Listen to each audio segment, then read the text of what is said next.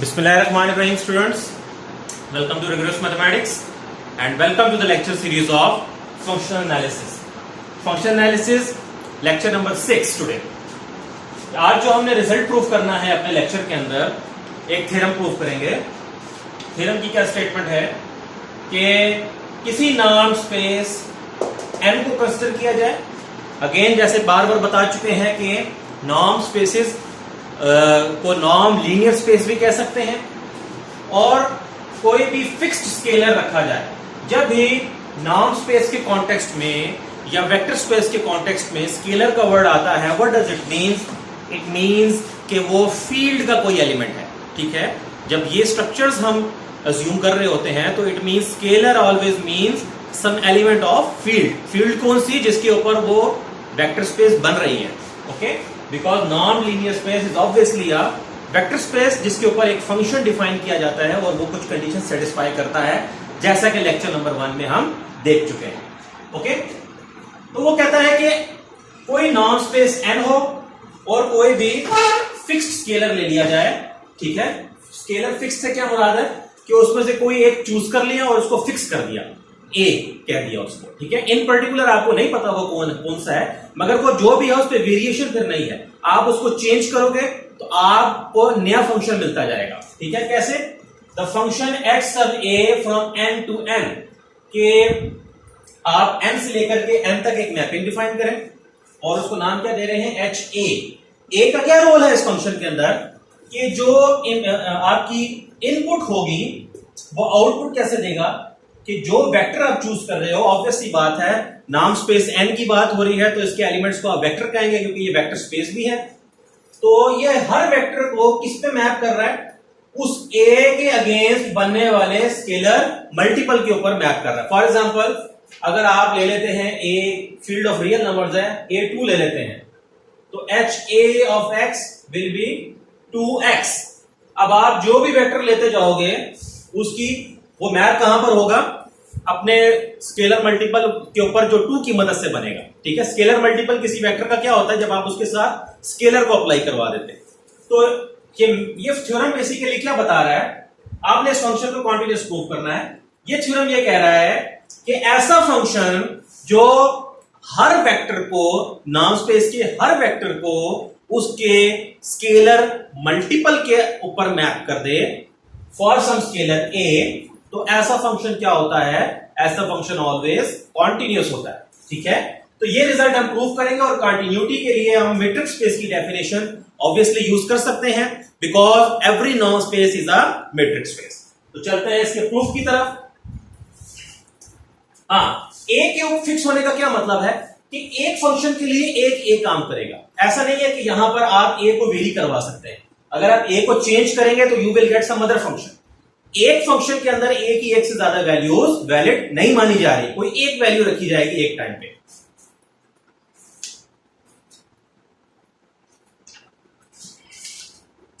Very quickly, तो मैं इस थ्योरम को केसेस के अंदर ब्रेक करता हूं क्योंकि ए जो है वो फील्ड का एलिमेंट है. फील्ड जो होती है वो एडिशन के लिहाज से भी अबेलियन ग्रुप है, मल्टीप्लिकेशन के लिहाज से भी अबेलियन ग्रुप है और वहां पर क्या होल्ड करता है? आपका जो डिस्ट्रीब्यूटिव लॉ है वो भी होल्ड करता है. तो हम ए 0 भी हो सकता है बिकॉज वहां एडिशन के लिहाज से आइडेंटिटी मौजूद है और ए जो है आपका वो नॉन जीरो भी हो सकता है. तो केस 1 के अंदर सपोज ए नॉन जीरो, अगर ए कोई नॉन जीरो एलिमेंट है. ठीक है, अब मुझे क्योंकि कंटिन्यूटी इंश्योर करनी है तो मैं क्या करता जाऊंगा? कंटिन्यूटी का जो सेटअप बनाना होता है वो सारा बनाएंगे. एप्सिलॉन आर्बिट्रेरी रखेंगे, डेल्टा चूज करेंगे और एक चीज सपोज करेंगे और उससे एक चीज प्रूव करेंगे जैसे कि कंटिन्यूटी की डेफिनेशन कहती है. ठीक है, वो प्रीवियस लेक्चर्स के अंदर मैं बहुत डिटेल से एक्सप्लेन कर चुका हूं. Let epsilon greater than 0 be arbitrary, choose delta is equals to epsilon over a modulus. A modulus से क्या मुराद है? बिकॉज हमें पता है कि हमारी फील्ड जो है वो या तो रियल नंबर्स की फील्ड है या कॉम्प्लेक्स नंबर्स की फील्ड है, क्योंकि नाम स्पेसेस में यही दो फील्ड्स एक्सेप्टेबल होती हैं. choose delta is equals to epsilon over a mod and suppose for any x x dash belongs to n, कोई से भी दो एलिमेंट्स के लिए हम क्या सपोज कर लेते हैं कि इनका जो मीट्रिक डिस्टेंस है वो क्या है, x minus x dash norm के साथ आएगा, क्योंकि मीट्रिक इंड्यूस होने वाली रखेंगे, इज लेस देन डेल्टा। इस सपोजिशन के अगेंस्ट क्या प्रूफ करूंगा कि इनकी इमेजेस का जो मीट्रिक डिस्टेंस है आपस में वो एप्सिलॉन से क्या है, लेस है। जिस तरीके जो कंटिन्यूटी की डेफिनेशन है for a function defined between two metric spaces, वो अप्लाई करते हैं। सही बात।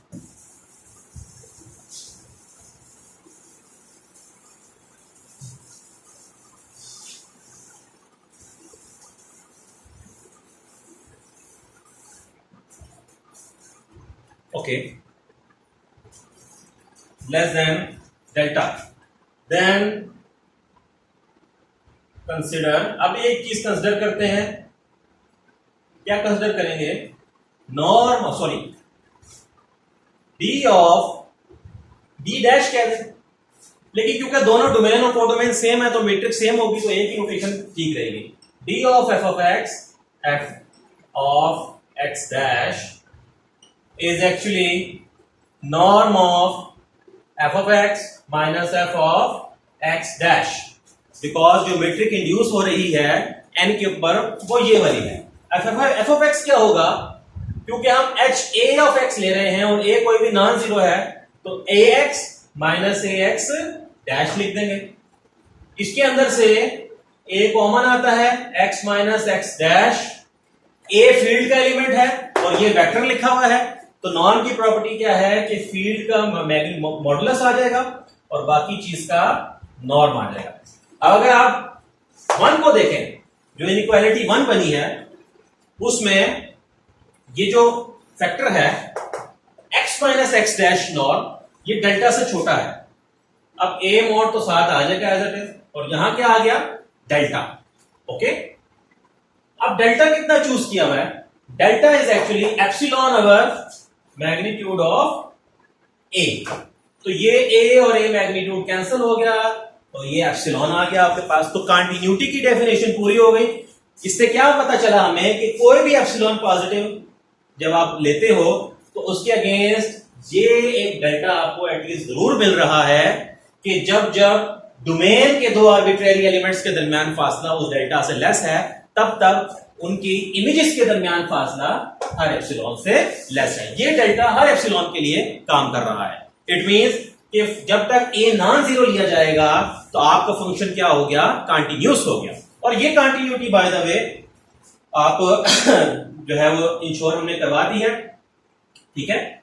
और ये उस पॉइंट पे डिपेंड नहीं कर रहा जिस पॉइंट के ऊपर आप कंटिन्यूटी देख रहे हैं, बिकॉज ये एप्सिलॉन पे डिपेंड कर रहा है और ये a तो बेसिकली डोमेन का एलिमेंट तो नहीं है ना, जो भी कुछ है ये एप्सिलॉन पॉजिटिव है और ये कोई भी रियल नंबर है, फील्ड का एलिमेंट है। तो जब तक कंटिन्यूटी की डेफिनेशन में डेल्टा उस पॉइंट पे डिपेंड ना करे, किस पॉइंट पे जिस पे आप कंटिन्यूटी चेक कर रहे हो, ये बेसिकली कंटिन्यूटी मैंने किस पे चेक की, एक्स डैश पे चेक की ना, इन जनरल रख लिया।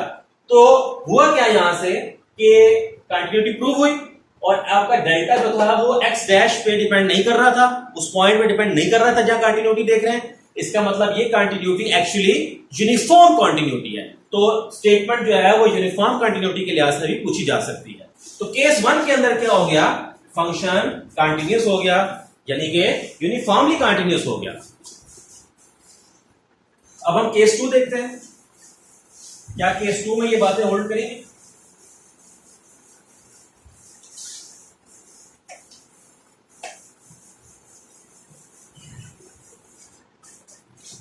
केस 2, सपोज अगर a आपके पास क्या हो जाए, सपोज कह दें या इफ कह दें, a जीरो भी हो सकता है और a नॉन जीरो भी हो सकता है, दो ही केसेस बन सकते हैं। अगर आपके पास a जीरो हो देन तो आपके पास क्या सिचुएशन बनेगी, h a ऑफ x यानी कि h नॉट ऑफ x ये जीरो होगा, क्यों? बिकॉज वो फंक्शन कैसा डिफाइन था, a टाइम्स x, a यहां पर कितना है x। अब फील्ड का जीरो वेक्टर के किसी भी एलिमेंट से जब मल्टीप्लाई होता है तो वो वेक्टर का जीरो देता है, यानी कि ये जीरो आ गया किसका, ये नाम स्पेस का जीरो है। थोड़ा सा इसको चले आप ऐसे साइन दे दें, ये नाम स्पेस का जीरो है और ये फील्ड का जीरो है, ठीक है। तो हमने क्या देखा कि जब आप a जीरो रख रहे हो तो जो फंक्शन गिवन है वो तो एक जीरो फंक्शन बन गया बेसिकली, बिकॉज वो डोमेन के हर एलिमेंट को क्या कर रहा है, उठाकर उस जीरो के ऊपर मैप कर देता है, ठीक है। यानी कि ये पूरे के पूरे पॉइंट्स इसके एक तरह के इसका कर्नल बन गया। डोमेन जितनी है वो सारी की सारी किस पे मैप हो रही है, उसके जीरो के ऊपर मैप हो, सॉरी नल स्पेस बन गई, kernel is something else, null space बन गई, ठीक है। तो ये सिचुएशन यहां पर आ रही है, वहां तो आंसर एक आ रहा था ax, लेकिन यहां पर क्या सिचुएशन है, यहां पर वो जीरो के ऊपर क्या हो गया, मैप हो गया, for all x belongs to n।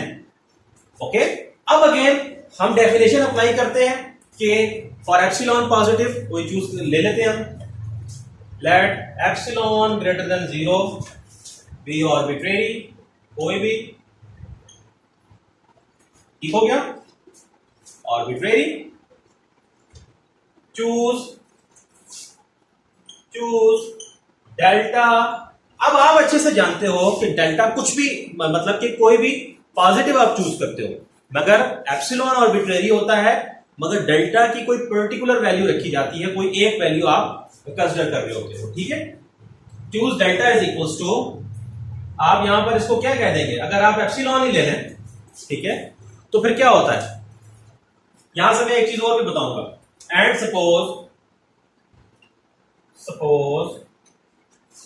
For any x comma x dash belongs to n, d of x comma x dash is less than delta, that is, इसका क्या मतलब है, norm of x minus x dash is actually less than delta।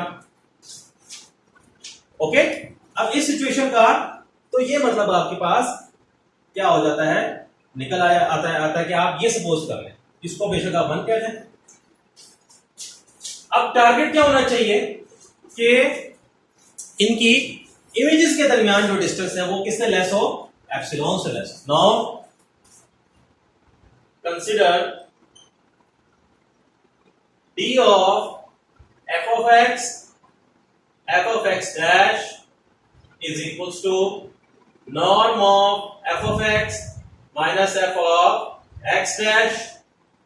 f of x, इस case में हमारा f of x से मुराद क्या है, basically h not of x, ठीक है, minus h not of x dash। हम तो ये साबित किए बैठे हैं, पिछले केस में मैंने f को h नॉट से नहीं, सॉरी h सब a नहीं लिखा था, लेकिन कोई फर्क नहीं पड़ता, यहां f से ऑब्वियस है क्या मुराद है, ये फंक्शन, ठीक है, f से मुराद वो गिवन सिचुएशन में जो फंक्शन ले रहे हैं। अब ये फंक्शन तो हर जगह जीरो हो चुका है, तो h नॉट ऑफ x पे भी जीरो है और h not of x dash के ऊपर भी जीरो है, और ये जीरो वेक्टर की नॉर्म आ गई, वेक्टर का साइन दे दें, बेशक देना चाहते हैं। और हम पढ़ चुके हैं कि जब भी वेक्टर जीरो हो तो उसकी नॉर्म जीरो रियल नंबर के बराबर होती है। ये वेक्टर वाला जीरो है और ये रियल नंबर वाला जीरो है, बिकॉज नॉर्म का आंसर ऑलवेज एक रियल नंबर होता है, ठीक है। तो ये चीज आ गई जीरो। अब हमारा टारगेट ये होता है किसी तरह ये प्रूफ किया जाए कि जब आप ये चीजें मान लेते हो तो ये डिस्टेंस जो है आपका ये क्या होना चाहिए, एप्सिलॉन से लेस आना चाहिए। अब ये डिस्टेंस तो आ ही जीरो रहा है, और एप्सिलॉन क्या है, एप्सिलॉन तो आर्बिट्रेरी है, ऑब्वियसली आर्बिट्रेरी पॉजिटिव है, तो जो भी कुछ होगा एप्सिलॉन जीरो से तो वो बड़ा ही होगा। तो जब ये जीरो से बड़ा हुआ तो ओवरऑल क्या चीज बनी है आपके पास, therefore d of f of x comma f of x dash is less than epsilon. तो पता चला कि एप्सिलॉन आर्बिट्रेरी के लिए आपको ये डेल्टा ऐसा मिलता है, ठीक है। लेट्स सपोज अगर एप्सिलॉन 1 था तो डेल्टा आपका क्या है, डेल्टा भी 1 आएगा, ठीक है।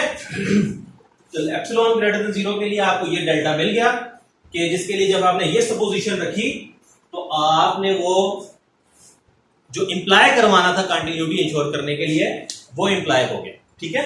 इसका मतलब ये फंक्शन a0 के लिए भी क्या हो गया, कंटिन्यूअस हो गया, हमने दोनों केसेस में देखा कि हमारा फंक्शन हमारे सेटअप के अंदर डेल्टा एप्सिलॉन पे डिपेंड कर रहा था, उस पॉइंट पे डिपेंड नहीं कर रहा था जहां पर आपने क्या करना था, कंटिन्यूटी प्रूफ करनी थी। यहां पे जैसे एक्स डैश आर्बिट्रेरी पॉइंट था, मगर उसके ऊपर तो आपका डेल्टा डिपेंड नहीं कर रहा, आप देख सकते हो।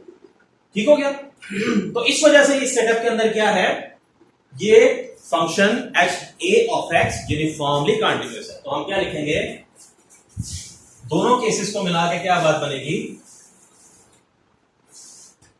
सो in both cases h sub a from n to n is continuous, क्योंकि उसने कहा था कॉन्टिन्यूअस बताओ, और ब्रैकेट में लिख दें यूनिफॉर्मली कॉन्टिन्यूअस।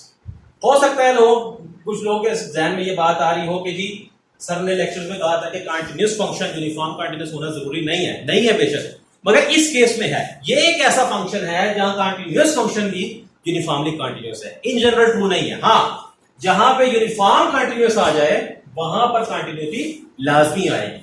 सो प्रूव। एक और इंटरेस्टिंग बात यहां पे जाने से पहले हम देख लेते हैं कि ये जो डेल्टा एप्सिलॉन के बराबर लिया है, अगर ये एप्सिलॉन के बराबर ना भी लिया जाए, कुछ भी रख दिया जाए, लेट्स सपोज आपका एप्सिलॉन 1 है और आपका डेल्टा एप्सिलॉन के ऊपर भी डिपेंड ना करे और वो आप रैंडमली कोई वैल्यू ले लो, तो वो भी यहां पर काम करेगा। क्यों? क्योंकि आपको ये एक्सप्रेशन 0 है। तो कोई भी पॉजिटिव आप यहां पर जब रखोगे, ठीक है, तो आप उसके लिए आप सिचुएशन आप यहां पर डेल्टा कोई भी रख लेते हो जिससे भी ये लेस हो, तो इसलिए तो हमेशा एप्सिलॉन से छोटा आना ही आना है। बेसिकली होता क्या है कि ये 1 जो है इंप्लाई कर रही होती है इस सिचुएशन को, मगर अब ये सिचुएशन इंडिपेंडेंट ऑफ 1 है। देखें, ये फासला जो है, ये मेट्रिक डिस्टेंस जो है, जिस मर्जी डेल्टा से लेस हो, यहां उसका रोल ही कोई नहीं है। क्यों? क्योंकि यहां पर तो इसका आंसर एट द एंड क्या आ रहा है, 0। 0 ने तो हर एप्सिलॉन से छोटा होना ही होना है। तो आप यहां जो मर्जी डेल्टा रख लें, ये तो मैंने समझाने के लिए डेल्टा एप्सिलॉन कह रही, ठीक है। अब यहां अगर 100 भी होता, ये सिचुएशन इफेक्ट ना होती। यहां पर 0.5 होता, तब भी ये सिचुएशन इफेक्ट ना होती। सो इट मींस कि इस केस में आपका जो डेल्टा है वो एप्सिलॉन पे भी डिपेंड नहीं कर रहा है इन जनरल। ठीक है, आपको समझाने के लिए मैंने लिख दिया, बट इट डजंट मींस कि यहां सिचुएशन डेल्टा पे डिपेंड कर रही है। तो ये बहुत ही ट्रिवियल केस है कंटिन्यूटी का। कंटिन्यूटी प्रूफ करने के लिहाज से ये बहुत ट्रिवियल वर्किंग हो गई आपकी, क्योंकि आपका हर एप्सिलॉन के लिए कोई भी डेल्टा काम करेगा। डेफिनेशन में क्या करना है कि हर एप्सिलॉन के लिए कोई एक डेल्टा मिले, ठीक है, जो हर एप्सिलॉन के लिए काम करे। यानी एप्सिलॉन 1 चूज करें तो वहां डेल्टा 1 पड़ा हुआ, एप्सिलॉन 2 चूज करें तो वहां डेल्टा 1 पड़ा हुआ। अगर यहां पर कुछ भी एप्सिलॉन चूज कर लो, ठीक है, तो आपको डेल्टा की परेशानी नहीं है, बिकॉज जो मर्जी डेल्टा यहां रखते रहे, आपकी सिचुएशन ने एप्सिलॉन से लेस होना ही होना है। सो आई होप कि ये लेक्चर आपको क्लियर हुआ होगा। कमेंट सेक्शन के अंदर क्यूरीज जरूर डिस्कस करें और चैनल को सब्सक्राइब करें। Thank you.